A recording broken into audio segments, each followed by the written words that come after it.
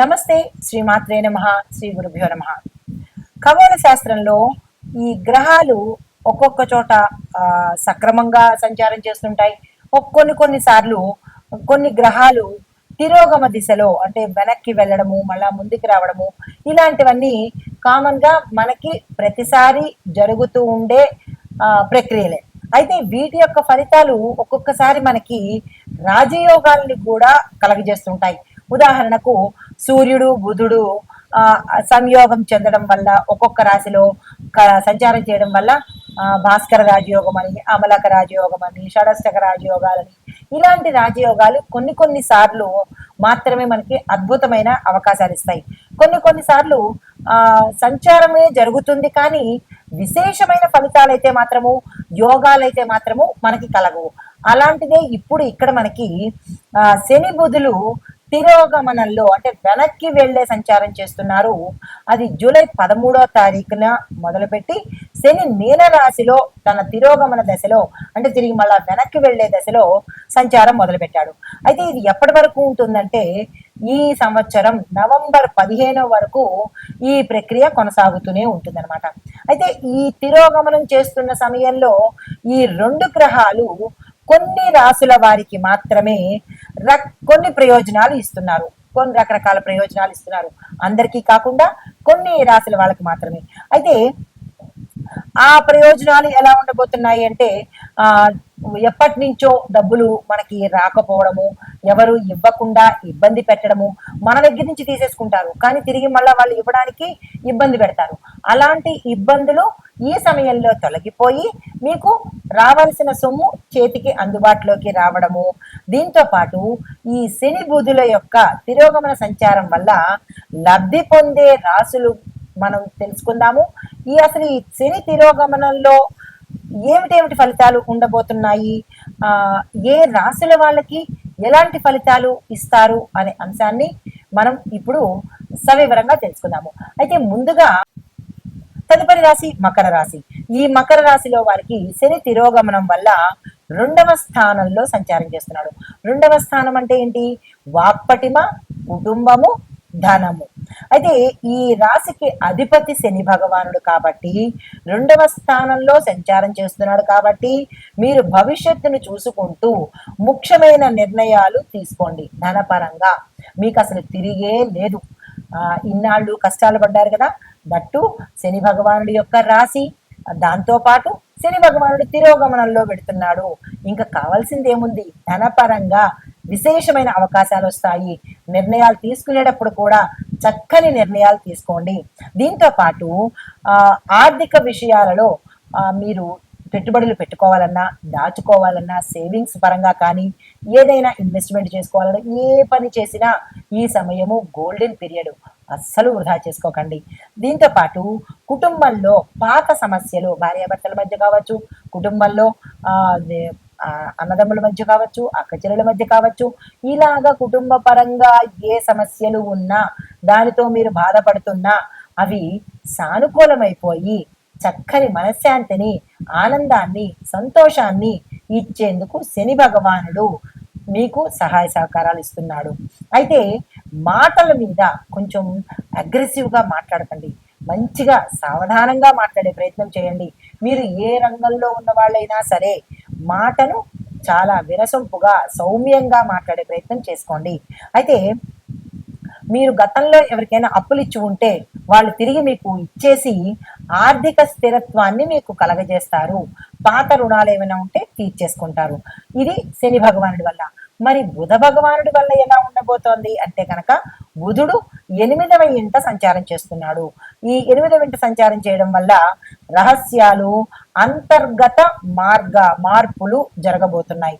అంటే ఈ సమయంలో మానసిక ఒత్తిడిని మీరు తగ్గించుకొని మౌనము, దైవ చింతన ఎక్కువగా పెట్టుకోండి. బుధుడు యొక్క తిరోగమనం ఉండడం వల్ల టెక్స్, ఇన్సూరెన్సు, హిడెన్ డాక్యుమెంట్ల విషయంలో జాగ్రత్తగా ఉండండి. రహస్యాలు అంటే మరి ఏమిటో అని భయపడిపోకండి. మీ దగ్గర ఏమైనా డాక్యుమెంట్స్ ఉంటే వాటిని భద్రపరుచుకునే ప్రయత్నం తప్పనిసరిగా చేసుకోండి. కొన్ని విషయాలలో జాగ్రత్తలు పాటించండి. కనిపించిన ప్రతి ఒక్కరిని నమ్మేయడము, వాళ్ళు చెప్పినట్టు చేసేయడము, ఇలాంటివి చేసేయకండి.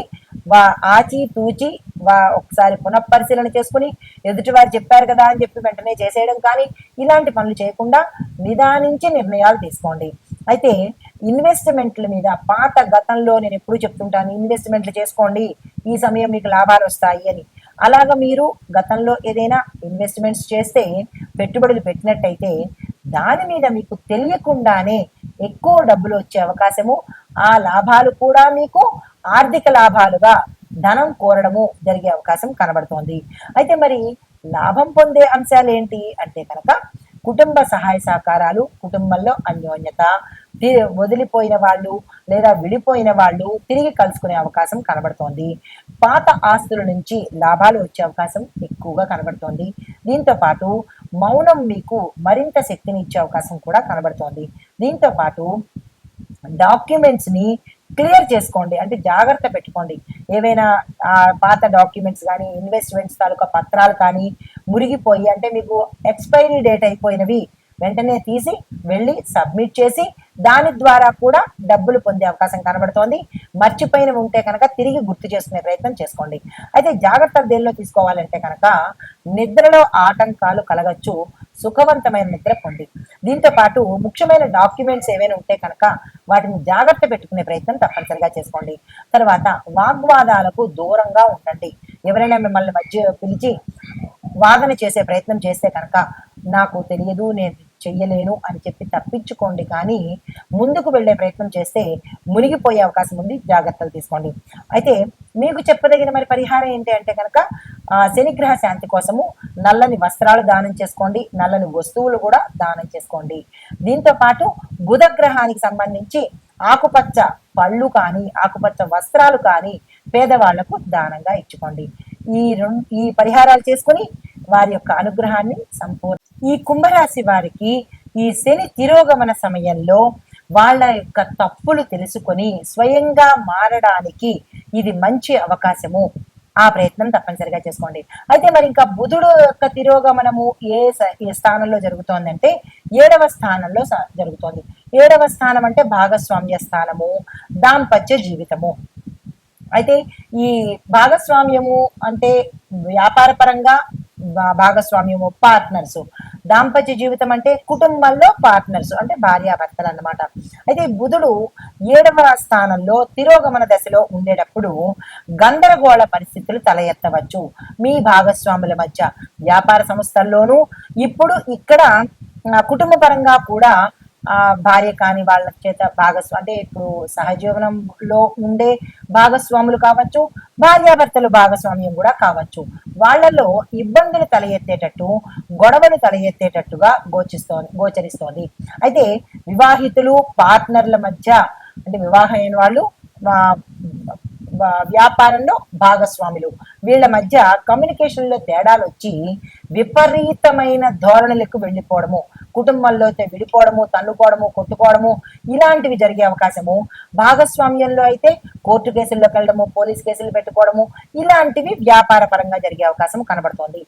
అంటే భాగస్వామ్యంలో ఇటు బిజినెస్ లోను ఇటు దాంపత్యంలోనూ కూడా ఎక్స్ట్రీమ్ స్టేజ్కి వెళ్ళిపోయేటట్టు కనబడుతోంది. జాగ్రత్తలు తప్పనిసరిగా తీసుకోండి. అయితే పాత విభేదాలు గతంలో ఉంటే ఇటు పార్ట్నర్స్ మధ్య కావచ్చు, ఇటు భార్యాభర్తల మధ్య కావచ్చు, ఏమైనా విభేదాలు ఉంటే కలిసి కూర్చుని మాట్లాడుకున్నట్టయితే కనుక ఒకంత సానుకూలమైన ఫలితాలు ఉండవచ్చు. అయితే ఇక్కడ దాంపత్య జీవితంలో భార్యాభర్తలు ఎవరైనా సరే వేరే వాళ్ళతో సంబంధాలు పెట్టుకున్నట్టయితే అది తెలుసుకుని ఈ సమయంలో మీరు కనుక పశ్చాత్తాప చెంది భర్తనైతే భార్యను క్షమించమనండి, భార్య అయితే భర్తను క్షమించమనండి. తిరిగి మళ్ళా ఆ దాంపత్య జీవితంలోకి వచ్చే ప్రయత్నం ఇక్కడ కుటుంబ పరంగా చేసుకోండి. ఇక్కడ వ్యాపార పరంగా చూసుకున్నట్టయితే మీ యొక్క భాగస్వామిని మీరు మోసం చేసినట్టయితే కనుక, లేదా అంటే అన్యాయం చేసినట్టయితే కనుక వారి ముందు కూర్చుని ఆ భాగస్వాములతో కలిసి చర్చించుకుని వీలైతే క్షమాపణలు చెప్పుకుని తిరిగి మళ్ళా కలిసి ప్రయాణం చేసేటట్టుగా చేసుకుంటేనే కనుక మంచి జరిగే అవకాశం కనబడుతోంది. లేదంటే కనుక అంటే చర్చలు జరిపి ఇటు కుటుంబంలో కానీ ఇటు వ్యాపారంలో కానీ చర్చలు జరిపితే ఒక మంచి ప్రయాణం జరిగే అవకాశం ఉంది. లేదు నేను ఇలాగే ఉంటాను అంటే కనుక ఇటు వ్యాపారంలో నష్టపోవడము, ఇటు కుటుంబ పరంగా రోడ్డు మీదకి వచ్చి ఇల్లీగల్ కాంటాక్ట్స్ బయటపడి రోడ్డు మీదకు వచ్చి అప్రదిష్ట పాలయ్యి మొత్తంగా నష్టపోవడము, ఇటు రెండు వైపులా మీకు నష్టాలే జరుగుతున్నాయి. కాబట్టి అటువంటివి ఏవైనా ఉంటే కనుక ముందే రిపెండ్ అయ్యి పశ్చాత్తాప ధోరణితో ఇరుపక్షాలు క్షమాపణ చెప్పుకున్నట్టయితే కొంత సానుకూలమైన ఫలితాలు పొందుతారు. అయితే లాభపడే అంశాలు ఏమిటి ఇక్కడ అంటే కనుక స్వీయ ఆత్మ విశ్లేషణ వల్ల మీకు ఎదుగుదల ఉంటుంది. రెండవది వ్యాపార భాగస్వామ్యము తిరిగి పునరుద్ధరణ అంటే మళ్ళా తిరిగి ప్రారంభం అయ్యేటట్టుగా గోచరిస్తోంది. మునుపటి వ్యక్తిగత తప్పిదాలు ఇప్పుడు మీరు సరి చేసుకుంటేనే భవిష్యత్తులో బాగుపడతారు. లేదు నేను ఇంతే అనుకుంటే కనుక ఇంతేగానే ఉండిపోయే అవకాశాలు ఉన్నాయి. జాగ్రత్తలు తీసుకోండి. సంబంధాలపై లోతైన అవగాహన పెంచుకోండి. మీ భార్య ఏంటి, మీ భర్త ఏంటి, నేనున్న స్థితి ఏంటి, నాతో ఉన్న వ్యక్తి ఎవరు, ఇక్కడ భాగస్వామ్యంలో నేను నమ్మిన భాగస్వామి ఎవరు, అంటే వ్యాపారంలో నేను నమ్మిన భాగస్వామి ఎవరు, నేను మోసపోయిన భాగస్వామి ఎవరు అనేది ఇక్కడ వ్యాపార పరంగా మీరు నిర్ణయాలు తీసుకోండి, చర్చించుకోండి, ఒకసారి విశ్లేషణ చేసుకోండి. అయితే జాగ్రత్తలు దేనిలో తీసుకోవాలి? ఆరోగ్యపరంగా గుప్తంగా ఉండే శరీర భాగాలలో రోగాలు వచ్చే అవకాశము, అనారోగ్య పాలవ్వడము ఇలాంటివి ఎక్కువగా గోచరిస్తున్నాయి. నిర్లక్ష్యం వద్దు. అయితే ముఖ్యమైన విషయాలలో స్వయంగా తేల్చుకుంటేనే, సలహాలు తీసుకొని తేల్చుకుంటేనే మంచి జరిగే అవకాశం కనబడుతోంది. అయితే ఆవేశంతో నిర్ణయాలు తీసుకోకండి. అయితే మీకు చెప్పదగిన సలహాలు, పరిహారాలు శనిగ్రహానికి శనివారం రోజు సూర్యోదయానికి ముందే నల్ల తెలలను నీటిలో కలిపి అభిషేకం చేసుకోండి. సూర్యుడు రాకముందే గ్లాసులో నల్ల తెలలు అంటే నల్ల నువ్వులు వేసుకొని అది స్వామివారికి అభిషేకం చేసే ప్రయత్నం తప్పనిసరిగా చేసుకోండి. బుధవారం రోజు గణపతి ఆలయంలో ఆకుపచ్చ దర్భతో అర్చన చేయించుకోండి. గరిక అంటారు దాన్ని.